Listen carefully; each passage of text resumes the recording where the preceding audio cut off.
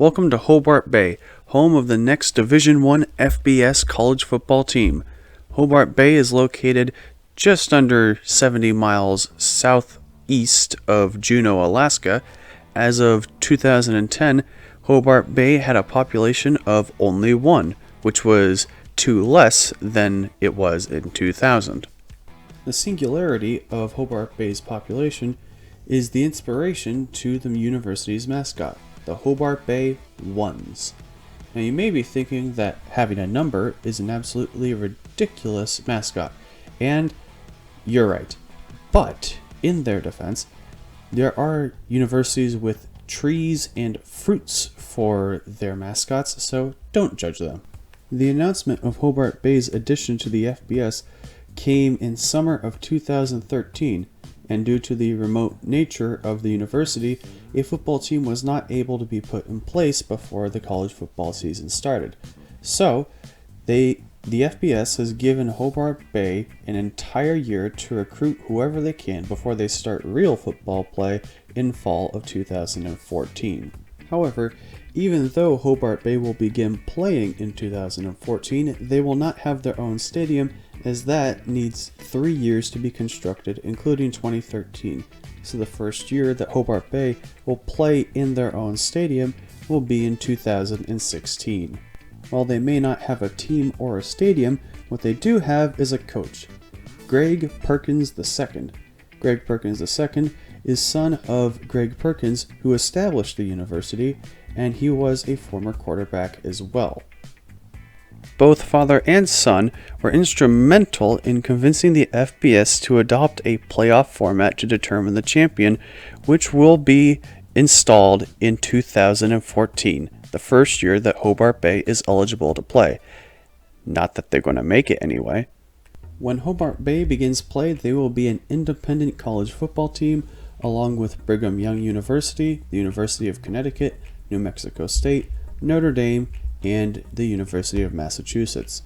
You should know that in real life, UConn is moving independent out of the American, which leaves the American Conference with only 11 teams. So in this dynasty, there will not be a conference championship for the American Conference.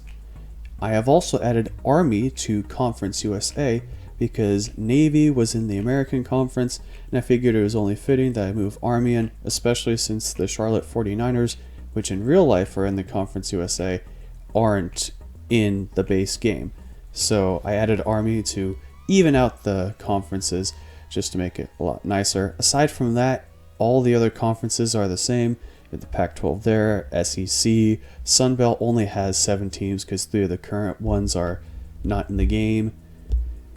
Big 12 will not have a conference championship. Big 10's all good, and then there's Conference USA again. The MAC, again, 12 teams, and that's that. In NCAA 14, it does not have an option for Levi's Stadium where the real-life Pac-12 championship is, so I gave them the Sports Authority field at Mile High instead. Also, in real life, the Big 12 champion goes to the Sugar Bowl, not the Fiesta Bowl anymore. I also took away the American Conference champion automatic bowl spot. The non-storyline reason that I'm not playing in the first year of the dynasty is because of this.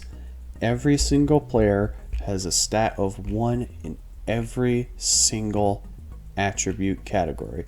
There's no winning with this team. Not even if you had all the sliders with you and all the sliders against the CPU. Well, I guess you have one guy, Aaron Lee, who has zone coverage of 6, but that won't make a difference. But yeah, even if you have all the sliders in your favor, it's not going to work. It's every single player. You simply will not win with this team. So I decided to at least put some story behind it. That way it wasn't ridiculous. For custom prospects, we have Bubba West and Arnold Tafisi. Other prospects that I made include Gio Saria, Michael Weisbecker, Craig Ostrander, Thean Nguyen, Alex Howell, and Steve Merca. You may recognize those guys from the Road to Glory. Those are your base teammates for whatever team you choose. And I just wanted to see, what would happen if they actually went on to play in college, so I made them here. Everyone else here I was top of their board, except Doug Robinson here. Top of their board, just dipping the toes in to see if they'll want to come. You may notice that I also have control of Washington. I am doing the recruiting as they will be our rival as the closest FBS school to us. I'm doing the recruiting to make them a better team. That way, no matter when we face them, it will always be a challenge on the schedule, because it may get to the point where we're blowing people out, and I just want at least one challenge, especially for our rival. Plus, they're my favorite team in real life, so that may have had a minor factor in it. In case you're wondering why I don't play the game, that's why. Yeah, losing 126 to nothing against an FCS team ain't exactly the best thing on the resume, so that's what happens when you have the worst possible team. New additions to the board are Chauncey Brown, Jeremy Johnston, Brenton Owen, and Richard Gilliam. I'm going to put the full amount on Jeremy Johnston. Putting any points on a player which has you as non-associated on their board will be a complete waste. It makes literally no difference. I'm going to put what remaining points I have on Arnold Tafisi. Get him away from Washington. Heyo, now that is a lot of guys ready to visit. The visits aren't good because we don't get any game stuff. It's literally just plus 100 or something. As you can see, my visit strategy is just having as many people come on the same week as possible, because that will get you the complimentary visits. I have 7 more guys ready for visit. Bubba West, Craig Ostrander, Benjamin Atkins, Bo Sampson, Michael Wallace, and Jeremy Johnston are all ready to come for a visit. I'm putting them all in week 6 with FCS because that's when everyone else comes. As I said earlier, the bonuses for positions won't matter because we won't do anything. So it's just get as many complimentary visits as you can and hope for the best. Fast forward through week 6 and we had all our visits. As you can see, we didn't get much. Did we get anyone? Oh, there we go. Steve Merca is the very first commit in Hobart Bay history. He's the quarterback from the Road to Glory High School team too, so that makes me happy. And Marvin Wheeler is also ready to visit. Granted, he was a little late to the party, but hey, we'll still take you in.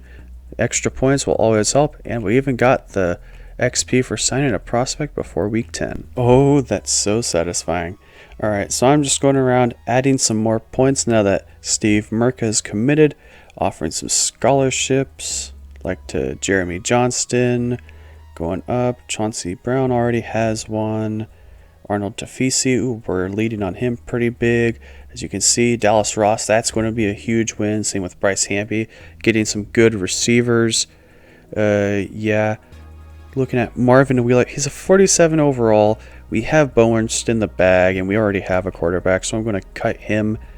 I'm going to go around offering some more scholarships. And as you can see, we have a big lead on a bunch of these guys. We just need them to commit. If the visits, if we were actually able to do something with our football during the visits, then we probably would have gotten a lot of these guys, but because our team is literally a 0 overall, we can't get any other bonuses. Going up here, as you can see, we're doing better. Gio Saria is actually ready for a visit. Again, late to the party. Looking around, let's go with week 12 since the bonus is the same any week and we want to get him as fast as we can. Now that's what I'm talking about. We got Michael Weisbecker, Alex Howell, Arnold Tafisi, and Ryan Lewis. And also Doug Robinson went to Michigan State. That's good because that's where he went to in my Road to Glory. We also have some guys ready to visit. Dallas Ross, Bo Ernst, Jeremy Wallace, and Ricky Brown.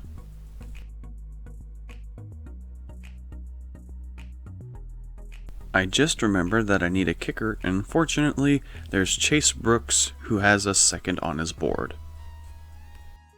Looks like his high school teammates' decision to commit to Hobart Bay has really influenced Gio Saria, along with Ostrander and Nguyen. They are all friends after all. Oh yeah, those earlier commits definitely had an influence, as we have Craig Ostrander and Thean Nguyen, who have also committed from that Road to Glory high school team. We also got Zach East, the JUCO quarterback, and Chauncey Brown and Chase Brooks are both ready to visit. Those are really big because we need linemen and we need a kicker. Let's go! We just got Jeremy Johnston, Corey Fitzpatrick, Bubba West, and Matt Matthews. A lineman, a fullback, a linebacker, and a wide receiver. We have a couple guys ready to visit, 3 guys to be exact. And yeah, this is going to be awesome. We need as many guys as we can get because I want as few walk-ons as possible. Wow, Gio Saria is really holding out. I mean, I got the lead on most of these guys, but Dallas Ross, I shortened the wide receiver list down to just Gio Saria and Dallas Ross because I already had some receivers and I didn't need 7 of them. I'm going to schedule some visits with Brenton Owen and Richard Gilliam. Week 12, same as all the rest of them. Yeah, I don't know. Maybe even if there aren't any complimentary visits now, we can always see if we can get some more people to visit, and then we'll have complimentary visits. Looking at the recruit commit list right now, you have Bubba West, Matt Matthews, Corey Fitzpatrick, Jeremy Johnston, Craig Ostrander, Thien Nguyen, Zach East, Michael Weisbecker, Alex Howell, Ryan Lewis, Arnold DeFisi, and Steve Merca. It's a beautiful sight. And just like that, Gio Saria commits. He's the final created recruit that I made that has committed, the final Road to Glory guy. We also have Tyler Smith, who will help round out our secondary because we need a good secondary. Zooming ahead, Chase Brooks commits before he even visits. Same with Michael Wallace. I can't remember if he already visited, but these 2 guys come in before week 12. That is great, especially with Chase Brooks. I mean, we have a bunch of guys scheduled to visit this week, but Chase Brooks, I'm very happy about that. It means that we will actually be able to kick extra points. Some unfortunate news, Dave Smith, Bo Sampson, and Curtis Simon are all too close or we've fallen behind on some of them. So I'm just going to have to remove all 3 from the board because we can't spend any points that we're probably not going to get a prospect on. After week 12, we have got 4 more guys. Another wide receiver, the best yet. A corner, a center, and a left tackle. So we got some linemen and some secondary. That's very good. Bo Ernst, good bonus. And Ricky Brown, a good bonus. This is really going to help a good visit.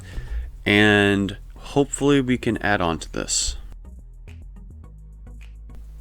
One final look at the board. We have a good lead on Bo Ernst and Ricky Brown, William Stovall, Martin Johnson, Mike Dobzinski. Man, Eric Williams, we just took the lead on and we're going to offer a scholarship to him. Same with Ricky Brown. We have 27 targets, only 25 scholarships, and we're going to schedule Mike Dobzinski for week 15 right at the last second.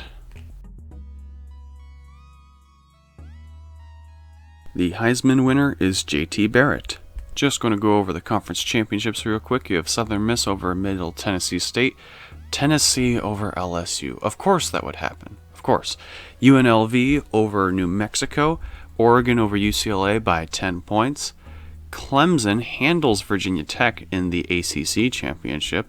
Ohio State upsets Wisconsin by a touchdown, and Ohio beats Northern Illinois.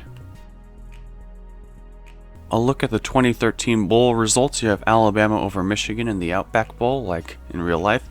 LSU dominates Nebraska. Oregon beats Wisconsin in the Rose Bowl, just like in real life. Cincinnati upsets Virginia Tech in the Fiesta Bowl. How about that? Tennessee still wins over Texas in blowout fashion, too. Somehow. Kansas State beats Mississippi State in the Cotton Bowl. Texas A&M just over Oklahoma in the Orange Bowl. You have, oh my goodness, am I seeing that right? That game wasn't. I wasn't talking about that one. I'm talking about this one. Ball State beats USC. And then Clemson beats Ohio State in a thriller in the final BCS National Championship. Let's see how it ended. Looks like Ohio State was down by 2 scores, scored a touchdown, and just didn't get the onside. So, yeah, not the last second thing that I wanted, but still a great game. Nice way to end the BCS era. Your 2013 final rankings is Clemson, Texas A&M, Tennessee, Ohio State, LSU, Cincinnati, Oregon, Wisconsin, Texas, and then to round out the top 10, Washington. Going down, you have Oklahoma, Virginia Tech, Nebraska, Notre Dame, Kansas State, Miami, Alabama, UCLA, Houston, Mississippi State, Georgia, Florida State, Michigan, Georgia Tech, and miraculously at a 79 overall, Maryland. Just found out who our coordinators are going to be, and we have Tom Masella and Matt Victor. Matt Victor is level 10, and I'm going to up the carrying because I don't want turnovers in these games. We're also going to need people to catch. I know that can be a killer, so I'm going to upgrade that along with some throw power and accuracy. Should we go with the break tackle? Yeah, we'll go with one break tackle and another upgrade for the receivers because we need people to catch. We're going to be relying on the pass game early on, that's for sure, because we will not be able to run the ball. So those are your coordinators. Let's take a look at transfer requests. Oh yeah, we just got 5 guys in the transfer portal. That is what is so nice about being a small school. We got Trey Rogus, whoever that W. Shepard guy is, Renaud, Nate Link, ooh, that's a good name, Link is, and then Tyler Lamb. Look at that, we got 3 guys from Louisiana Monroe. How about that? And a guy from Louisiana Lafayette. So a lot of guys from Louisiana coming to Alaska. Skipping to off-season recruiting, we have Bo Ernst. We have a very commanding lead on him, and I know Washington's not going on him, so that should be enough. Same with William Stovall. I don't imagine people going after a 1-star JUCO cornerback that hard. We're going to go our best on Martin Johnson with 3,000, 2,000 on Mike Dobzinski because we have a good lead with him. Eric Williams, I don't think these bigger programs are going to come after him, so I got 1,650. Same with Joseph Rolland. My only concern is Wyoming because he would be very good for a small school like them. I'm going to show you something neat here. So all the scholarships have been used for Washington. Jermaine Spencer, you have a 2,500 point lead on him with Washington. I'm going to sell out all 15,000 points on him. He has not been offered a scholarship. Watch him not commit to Washington. Wow. Well, that sucks. Let's check out Washington. Jermaine Spencer, he commits to Florida State. I told you he wouldn't commit to Washington. Some guys won't come without a scholarship no matter what. Let's check out the top classes. We are number 120 with 3 3-stars, 10 2-stars, and 7 1-stars. We're not the worst class, which is a lot better than the first time I ever tried to do this challenge. UAB gets the worst class. Yeah, that wasn't bad.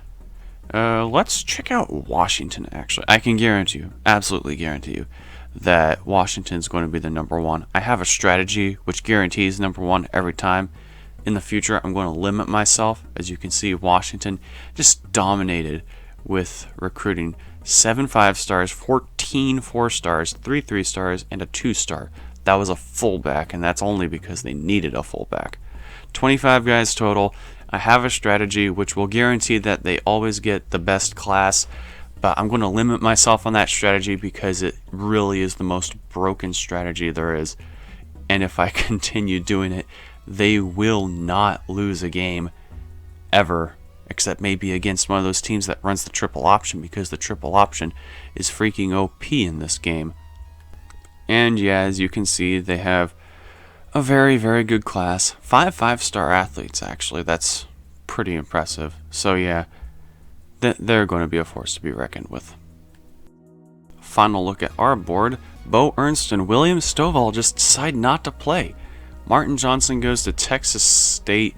Mike Dobzinski goes to Air Force. I don't think he was even on the board. Air Force must have gone all out. Eric Williams goes to Notre Dame. I'm surprised they went so hard on such a bad guy. And yep, Wyoming got Joseph Rolland. I was a little worried about that. But for our commits, we have Dallas Ross, Chauncey Brown, Brenton Owen, Richard Gilliam, Michael Wallace, Chase Brooks, Gio Soria, Tyler Smith, Bubba West, Matt Matthews, Corey Fitzpatrick, Jeremy Johnston, Craig Ostrander, Thea Nguyen, Zach East, Michael Weisbecker, Alex Howell, Ryan Lewis, Arnold Tafisi, and Steve Merca. Wow, I've never seen a roster so ridiculously overflowing. So looking at our walk-on punter, he's not good with 57 kick power and 64 accuracy. Meanwhile, Chase Brooks has 60 kick power and 73 accuracy, so he's going to be doing double duty. Alan Manning is the highest rated walk-on that we will actually use. We're not going to use Jacoby Beck. Yeah, as you can see, the walk-ons suck. They're nowhere near as good as the regular recruits. This is going to be a very tough challenge to use these guys. As I said earlier, Chase Brooks will be kicking and punting. He'll also be doing the kickoffs.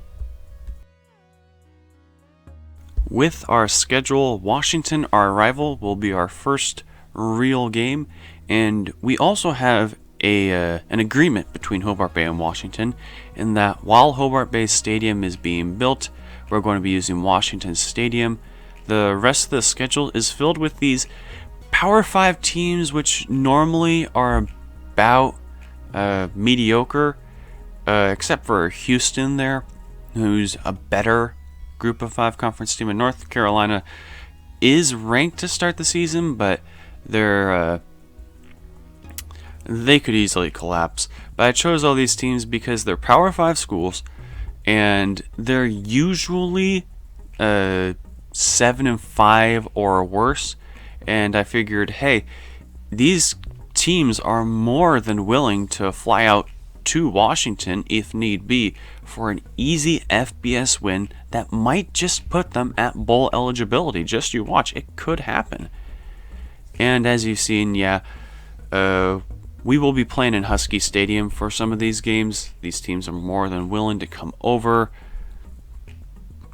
Well, like Kansas State, more than willing. Some of these teams I really wish I could have played on the road, but I wanted half the games to be in Husky Stadium so that I could have half home games. And these were all the weeks that Washington had the stadium open. Also, something you'll need to note, Hobart Bay will be getting money from these games. They will be getting a third, their opponent will be getting a third, and Washington will be getting a third because it's the two opponents playing in Washington Stadium. So they split that up. And this will also be, Hobart Bay is getting paid good money to play these games because they're an easy win. And hopefully we can play in our own stadium soon. Just getting into some practice highlights like Zach East here throwing it. And that was caught by Thien Nguyen. Great catch right there. And we also have Steve Merca throwing, and that's Bubba West there. Ultimately, Steve Merca was more accurate and I liked him better, so he will be getting the start. That's all for this video. I am currently yet to set up a new recruiting board for the 2014 season, so please submit some more recruits. I could care less if you submit 10 per person. I really don't care. I want people to make. Anyway, next Saturday will be the inaugural game for Hobart Bay. I hope to see you there. If you like this video, please leave a like, and if you could subscribe, that would be very much appreciated. Have a nice day.